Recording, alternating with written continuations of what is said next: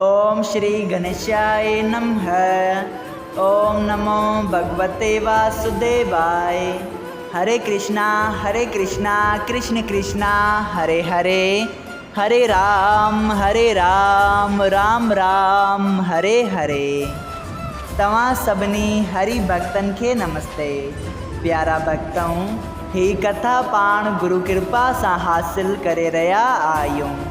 श्री गणपति सरस्वती जो दरे ध्यान करिया थो मां भागवत महापुराण जो बयान, जैमें व्यासदेव ऐं श्री सुखदेव जी कयो आहे श्री कृष्ण लीला जो गुणगान। सबई चओ जय भागवतम महापुराण।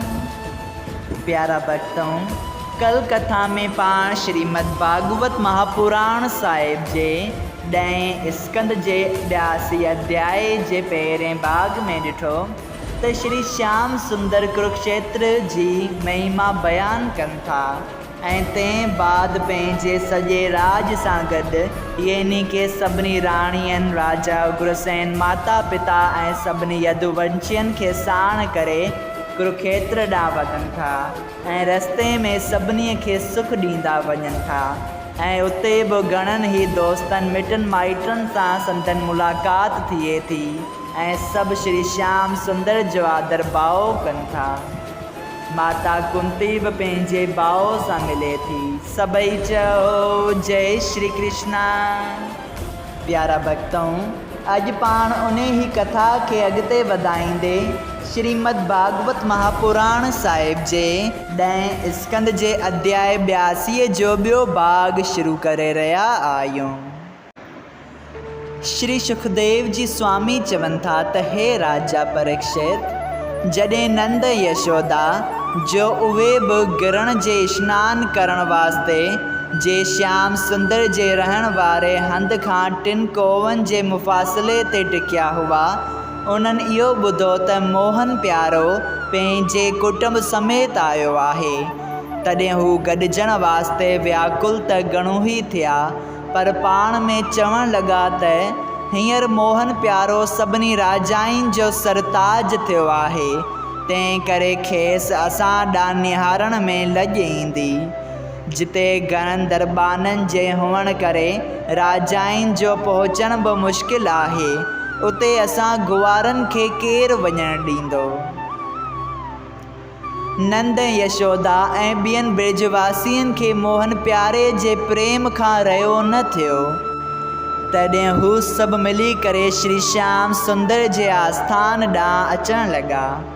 उन वक़्तु कंहिं दरबान अची श्री कृष्ण खे ॿुधायो त नंद यशोदा ऐं ॿिया ग्वाल बि गिरण स्नान करण वास्ते हिते आया आहिनि। इहा ॻाल्हि ॿुधी मोहन प्यारे खां वधीक विछोरो सठो न वियो, जंहिं करे हिन जी अखियुनि मां प्रेम रूपी आंसू वहण लॻा।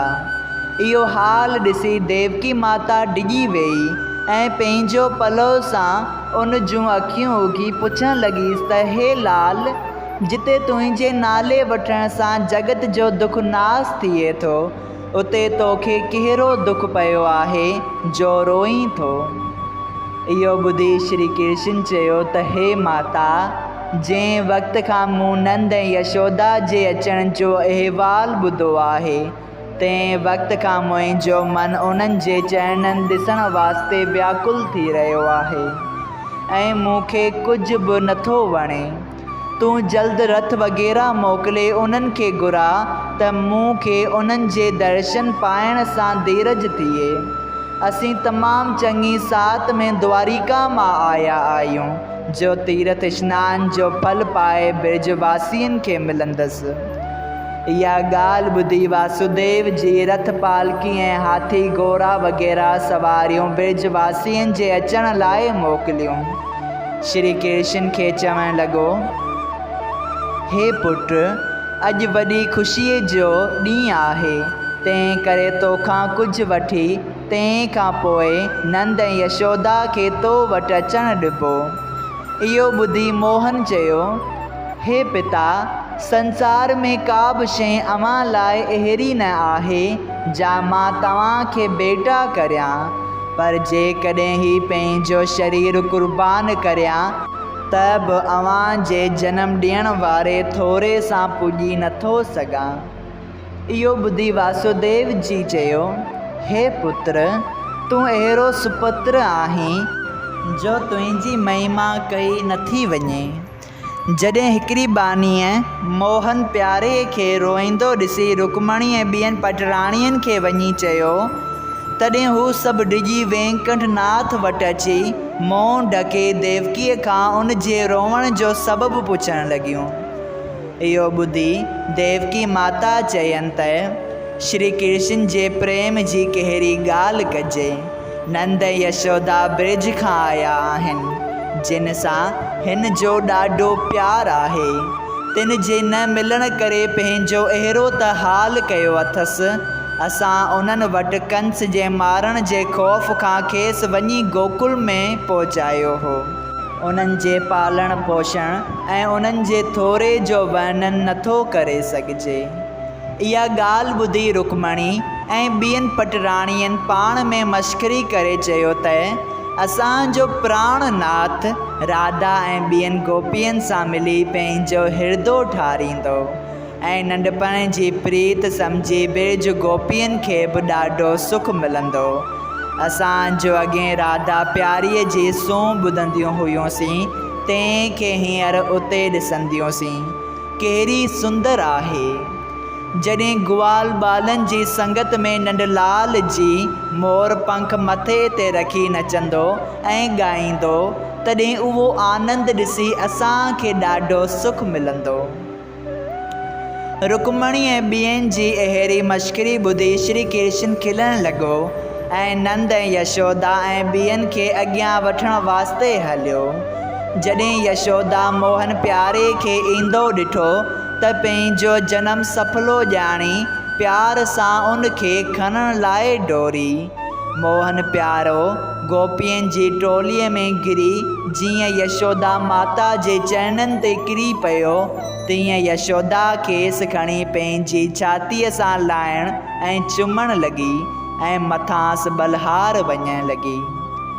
मोहन प्यारो नंद बाबा खे ॾिसी प्रेम रूपी पाणी अखियुनि में आणे उन जे चरणनि ते किरी पियो।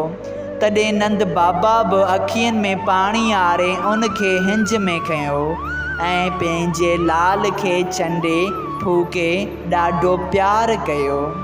वरी मोहन प्यारे श्री दामा ऐं ॿियनि ग्वाल बालनि खे छातीअ सां लाहे चङा चङा कपिड़ा ऐं गहना उन्हनि खे ॾिना ऐं उन्हनि जेके सौगातूं संदसि वास्ते आंदियूं हुयूं से प्रेम सां वरितियूं।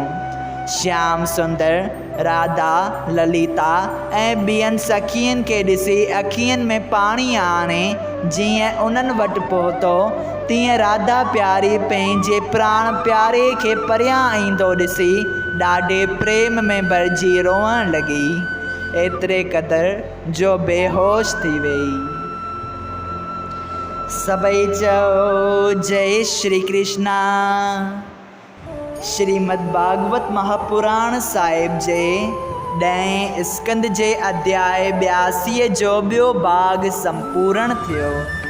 अगरि तव्हां सभिनी हरि भक्तनि खे हिन कथा मां लाभ हासिल थियो हुजे त कृपया हिन कथा खे ॿियनि हरि भक्तनि सां शेयर कजो त उन्हनि जो बि भलो थिए ऐं तव्हांजो बि भलो थिए। सभई चओ जय सिया राम। राधे राधे।